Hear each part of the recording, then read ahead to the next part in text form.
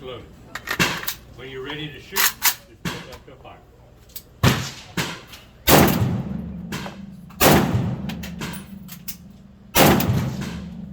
Yep.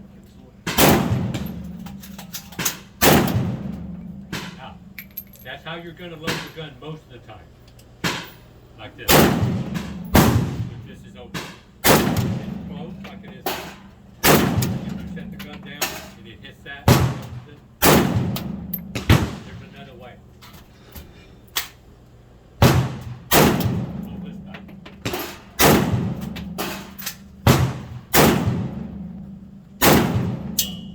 If you do this, then you don't have to do that. Otherwise, you're going to take it out.